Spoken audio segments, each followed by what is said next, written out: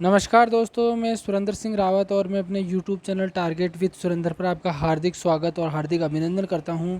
दोस्तों, जैसा कि आपको पता है, मैं एक सेकंड ग्रेड टीचर और मेरा जो मूल उद्देश्य है वो है कि आपको ये बताना कि किस टॉपिक को किस तरह से पढ़ना। मेनली जो मेरा फोकस है ये नहीं है कि मैं आपको पढ़ाऊँ।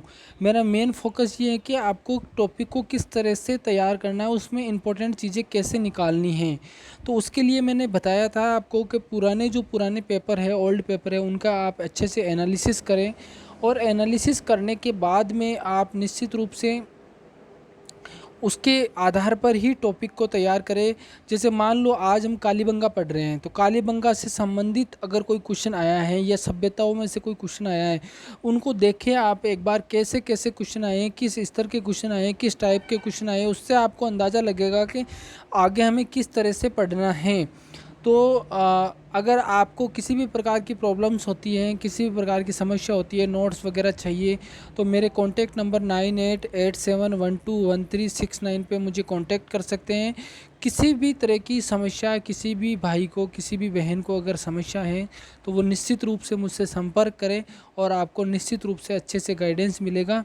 तो हम शुरू करते हैं वीडियो बिना देर किए। कालीबंगा सभ्यता को किस तरह से आपको पढ़ना है, जैसे उदाहरण के लिए राजस्थान के कालीबंगा सभ्यता हम पढ़ रहे हैं। कालीबंगा सभ्यता राजस्थान के हनुमानगढ़ जिले में स्थित कालीबंगा की खोज। अब ये हनुमानगढ़ जिले में स्थित है, तो ये पूछा जा सकता है, पूछा गया है कि कालीबंगा कहाँ स्थित है, तो हनुमानगढ़ जिले में। इस तरह से पॉइंट्स को अपने दिमाग में सेट करें कि ये हनुमानगढ़ जिले में है। कालीबंगा की खोज अमलानंद घोष ने 1953 में की है।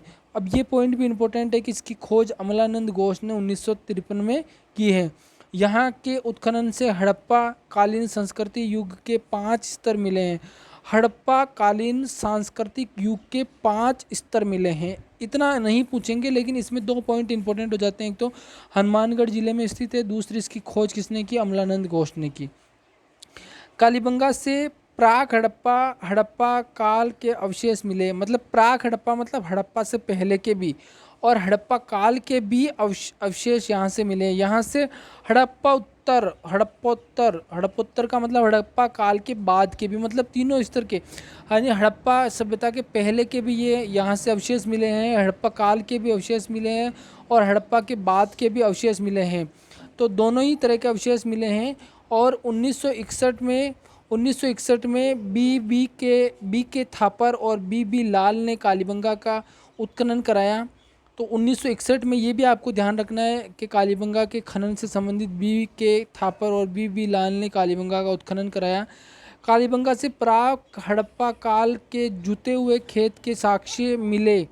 तो ये वेरी इंपॉर्टेंट पॉइंट्स है इसमें। प्राक हड़प्पा अगर आपसे पूछ सकते हैं इस तरह से भी घुमा के कि जो जुते हुए खेत के अवशेष मिले हैं, साक्ष्य मिले हैं, वो किस काल के हैं। आपको ऑप्शन में दे दिया प्राक हड़प्पा, हड़प्पा, हड़प्पोत्तर या और कोई ऑप्शन दे दिया। तो आपको ध्यान रखना प्राक हड़प्पा यानी हड़प्पा काल के पहले के अवशेष हैं, जुते हुए खेत के साक्ष्य मिले हैं। ये तो प्रश्न पूछ ही सकते हैं आपसे कि जुते हुए खेत के साक्ष्य कहाँ से मिले, लेकिन ये भी पूछ सकते हैं कि जुते हुए खेत के जो साक्ष्य मिले हैं वो किस काल के हैं। क्या हड़प्पा काल के हैं या हड़प्पोत्तर काल के हैं या प्राक हड़प्पा काल के हैं। तो इस तरह से आपको ध्यान रखना है। कालीबंगा से हवन कुंड वेरी इंपॉर्टेंट। हवन कुंड वेरी इंपॉर्टेंट। हवन कुंड एग्जाम में पूछा गया। अग्निकुंड पूछा गया है। अग्निकुंड के साक्ष्य कहाँ से मिले हैं, तो कालीबंगा से मिले हैं। कालीबंगा से ही बेलनाकार मोहरें मिली हैं जो समकालीन मेसोपोटामिया सभ्यता में प्रचलित थी। तो बेलनाकार मोहरें भी वेरी इंपॉर्टेंट है क्योंकि ये मेसोपोटामिया सभ्यता से संपर्क बताती हैं। तो ये पॉइंट्स भी इंपॉर्टेंट है। और इम्पोर्टेंट पॉइंट आ रहा है यहाँ से, युगल समाधि और प्रतीकात्मक समाधि भी मिली है। हड़प्पा मोहनजोदड़ो कालीबंगा एक सी नगर योजना थी, परंतु मोहनजोदड़ो के विपरीत कालीबंगा के घर कच्ची ईंटों के बने हुए थे। कालीबंगा के घर कैसे थे, कच्ची ईंटों के थे। ये वेरी इंपॉर्टेंट टॉपिक है। अतः कालीबंगा दीनहीन बस्ती प्रतीत होती हैं। कच्ची ईंटें मतलब थोड़ी दीनहीन बस्ती प्रतीत होती है। कालीबंगा में पश्चिमी टीले के 2 पृथक पृथक परंतु परस्पर संबंध खंड है। एक टीले में जनसंख्या का विशिष्ट वर्ग निवास करता है करता था और दूसरे टीले में हवन कुंड के अस्तित्व के साक्ष्य मिले हैं। इसके पश्चिम में एक कब्रिस्तान है। कालीबंगा में दुर्ग व नगर, वेरी इंपॉर्टेंट बात है, कालीबंगा में दुर्ग व नगर क्षेत्र दोनों अलग अलग रक्षा प्राचीर से घिरे थे। मतलब यहाँ ये होता था, ये दुर्ग हो गया और ये नगर हो गया, तो ये दोनों अलग अलग रक्षा प्राचीर से घिरे हुए थे, अलग अलग रक्षा प्राचीर से घिरे हुए थे। ये यहाँ की विशेषता मिलती है, तो ये आपको ध्यान रखना है। एक और इम्पोर्टेंट पॉइंट आ रहा है, कालीबंगा में कोई स्पष्ट जल निकास प्रणाली नहीं मिलती है, स्पष्ट जल निकास प्रणाली नहीं मिलती है। कालीबंगा में शवों की अंत्येष्टि के लिए 3 विधियाँ, पूर्ण समाधिकरण, आंशिक समाधिकरण और दाह संस्कार का प्रमाण मिले। ये इतना इम्पोर्टेंट नहीं है। कालीबंगा से सेलखड़ी की मोहरें, सेलखड़ी एक धातु का ही प्रकार है, तो मिट्टी की छोटी मोहरें हड़प्पा काल की लिपि के समान अक्षर मिले हैं। अलंकृत ईंट, पूरा हाथी दांत केवल कालीबंगा से मिला है, पूरा हाथी दांत केवल कालीबंगा से मिला है। और कालीबंगा से क्या क्या अवशेष मिले हैं, तो कालीबंगा से देखिए बेलनाकार मोहरें, ईंटों से निर्मित चबूतरे, फर्श में अलंकृत ईंटें का प्रयोग, फर्श में अलंकृत ईंटों का प्रयोग कहाँ हुआ है, कालीबंगा में। हवन कुंड यहाँ से मिले हैं। हल की निशान यानी जुते हुए खेत के साक्ष्य,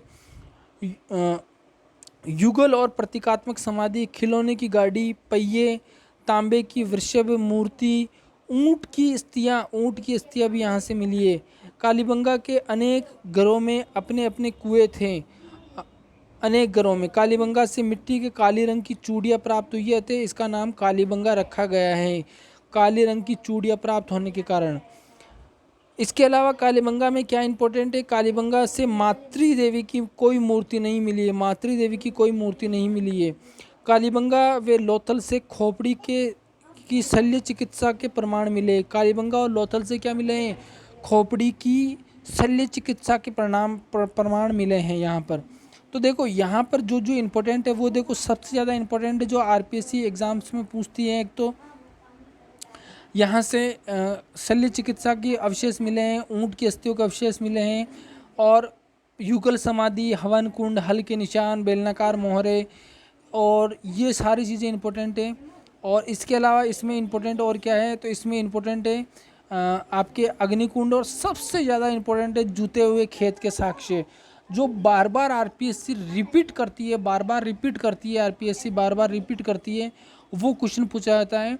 और निश्चित रूप से अगर आपको फिर भी कोई डाउट होता है, अगर किसी भी प्रश्न में अगर कालीबंगा को लेकर या कालीबंगा सभ्यता को इस तरह से पढ़ना है, पुराने पेपर देखने, उसमें से आप इस वीडियो को देखें, एक बार पूरा वीडियो देख के अच्छे से ध्यान से अपना पूरा ध्यान एकीकृत करके, ध्यान यहाँ एक जगह करके, यहाँ पर अपना पूरा फोकस करके वीडियो को देखें। उसके बाद में कालीबंगा से कोई प्रश्न आया हुआ तो वो देख के निश्चित रूप से आपको फ़ायदा मिलेगा। अगर किसी भी भाई और बहन को नोट्स चाहिए तो वो संपर्क करें, मेरे मोबाइल नंबर मैंने बताए, और किसी भी तरह की कोई भी समस्या होती है तो वो संपर्क करें। और निश्चित रूप से अपन ऐसे ही आगे तैयारी करते रहेंगे। सेकंड ग्रेड की वैकेंसी अगले महीने आने के पूरे चांस बन रहे हैं, तो निश्चित रूप से आप तैयारी में लग जाइए। आप निश्चित रूप से अच्छे से तैयारी करें, और किसी भी प्रकार की कोई समस्या हो तो संपर्क करें। चैनल को सब्सक्राइब करें, वीडियो को लाइक करें और शेयर ज़रूर करें। इसी के साथ में धन्यवाद।